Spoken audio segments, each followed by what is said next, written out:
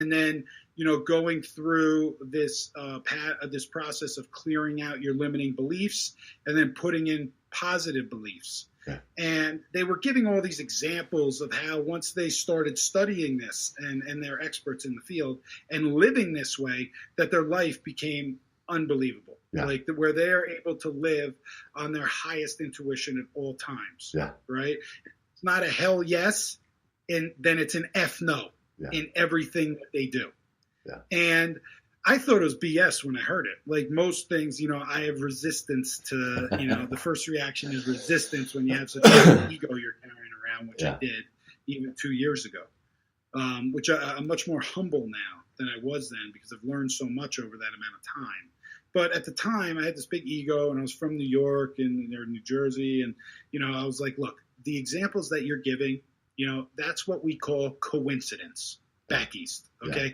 We call that, if you work hard, good shit's going to happen to you, right? Yeah. Not like this state of flow and manifesting your future. And, I didn't believe in energy or astrology or like palm reading or any of that stuff. I thought it was a scam, a way for people to make money off of us. Yeah. Like that's really what I believed until I, was at this event and I was in a lot of pain, just because you're not addicted to something anymore doesn't mean that, you still don't have all those feelings, even 10, 15 years, well, I was 12 years. I'm 12 years, sober now, but even 2 years ago, I was 10 years clean from gambling and everything, but I still had a lot of those addictive traits. Yeah. And, I was not happy. I was really miserable. I went to New York, tried to expand the business. It didn't work out as the way I wanted to. So I came back to Utah. So I have these offices in India, office in Utah, and then I was trying to build this office in New York. But I was trying to do it all alone, and I was running it from a place of like anger. Right. So New York didn't work out. So I closed up and came back to Utah. And I still had this lawsuit going on, which was just sucking the life out of me. And I was so emotionally involved in the lawsuit, emotionally involved in the business, that I had all these triggers, and I was making poor emotional decisions from my head, right? They weren't from my heart. They were just, all money-based, emotional. And even though they're emotional, they can still be made from your head. Yeah. But I after I heard them talk in Bali, they were offering this course, right? And again, my old self would have been like, what, pay $700 for this course? You're scamming me. It's a joke.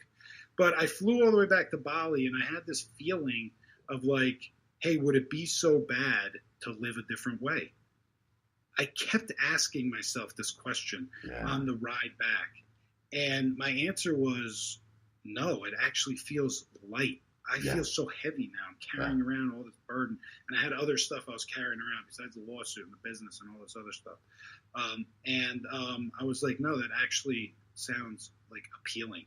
Yeah. Like, hey, I'm going to open up. I'm going to open up and I'm going to take the course. And I took the online course with some other people from Bali and then just others that were in it. And it really changed the trajectory of my life. It changed how I approached decision-making and changed how I approached everything. And I've just become such a different human being than I was when I went to that retreat. And I've had the best 2 years of my life, and I'm still in the lawsuit. But I haven't let it control me and affect me. And I've been able to live with my highest intuition, climb Mount Kilimanjaro, go to places like Nicaragua, feed the homeless, raise a bunch of money for Leukemia Lymphoma Society, and really help a lot of people along the way. What's a concrete thing you do every day because of learning about flow? To me, what I talk about a similar process in my book. I just call it let it come. When you learn how to let life come to you, because we're all trying to control it, through our fear of whatever it is, losing a relationship, money, whatever. And the more we do that, the more we destroy it. And like you, everyone, the New York thing is, come on, work harder. And it doesn't work. I call that the Nike philosophy. Come on, just do it. And it doesn't work. It kills you. When you learn how to let life come to you, literally, you just don't work. It It's not that you don't work. I mean, of course, I'm working today. I'm talking to you, but you don't have to be a quote grinder. So what? Right. Go ahead. I was just going to say it's effortless. Yes, right? it just happens. Like I know this when I start sitting there, like I've learned, when I sit there and I start obsessing about a problem, whatever it is. Here's a perfect example. When I wrote that chapter in my book, I was like, what am I going to say? I was sitting at my desk and I'm like, how am I going to put this together? And then I'm like, Kenny, you're doing it again.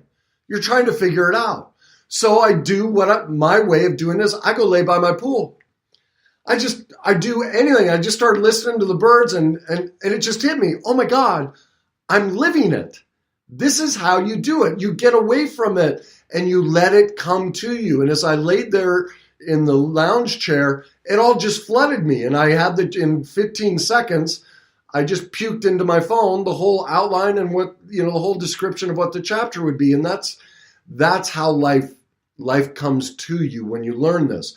What I wanted to get to though is there a concrete thing you do every day to try and create flow in your life? To, as I call it, get life to come to you. Are there certain steps so that, because people listening to this, they don't know, they haven't heard this. So how can you translate that into them so they have an idea of what that looks like or how they can start creating that in their own life? Well, what I've done over the last couple years is that when something comes across my desk or someone, talks to me about a trip they're going on or a business accelerator or any of these things and like my immediate reaction is, oh my God, I wanted to go there, or I wanted to go meet that group, or I wanted to do that. Then I do it. Yeah. I commit right there. I'm doing this. And then I figure it all out. Gotcha. Now you can't make all your decisions that way. Obviously there's finances involved in certain things, but if you're always leading with whatever is hitting you, right, is hitting your heart, whatever your heart's pulling you to, whatever that highest intuition is, right? If the intuition is like, hey, you got to do that, then I'm doing it. Gotcha. And I'll work everything else around it, right? So it's not like something I do per se every morning, like I wake up and I meditate every morning. Excuse me. Although I think that's a great practice, and I do meditate, but I don't do it every morning. I'm not consistent like. But I think it's just the way you live and how you make decisions, right? And that's key, because like one of the things I used to always do, I would obsess about like I have to have everything in place if I'm going away. Yeah. I need to know, obviously my flights. I need to know my hotels. I need to know my car situation. I need to know, all this other stuff. I have to do it all, and I have to plan it well in advance. And then I would go back and forth. Should I stay at this hotel? What about this hotel? What about this hotel? And I'd call friends. Hey, is this hotel better than this hotel?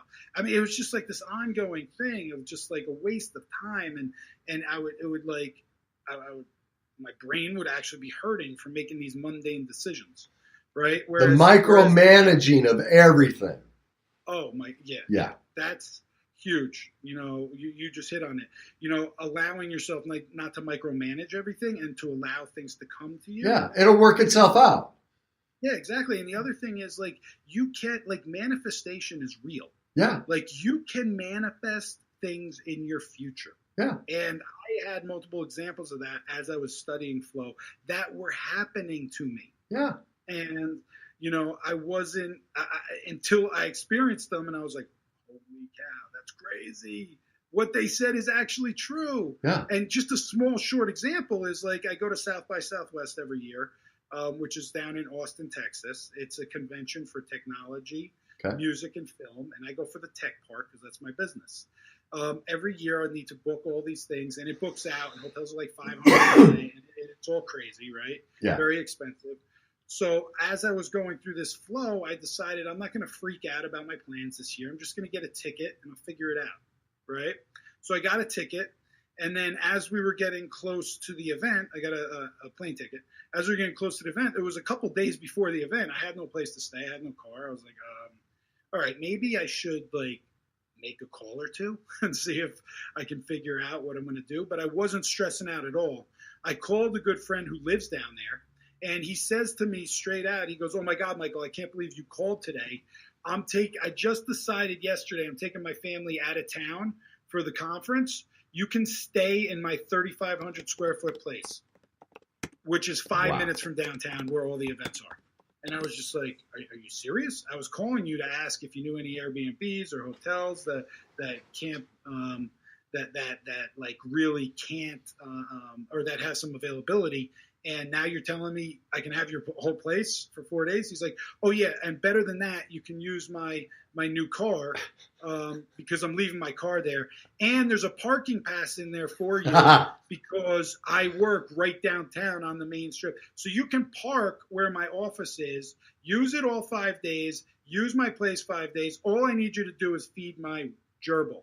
I don't know. That's asking a lot, Michael. You might want to get a lawsuit going there.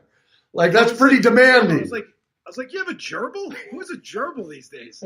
But yeah, his kids had this gerbil. So I fed the gerbil, and it was all right there for me. And like effortless, right? Yeah. Living in flow. Like, that's just the perfect example of the universe lining up. And the more you live like that, the more it lines up for you. And the more you see, no, this isn't coincidence. Yeah. This is something I actually manifested. This is the way I want to live. And this is how I believe in living and allowing these things to happen.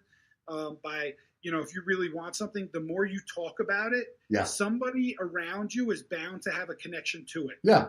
It's like I keep saying, I want to be interviewed by Oprah. I've sent my book to her, everything, because I know the stuff I talk about is just different.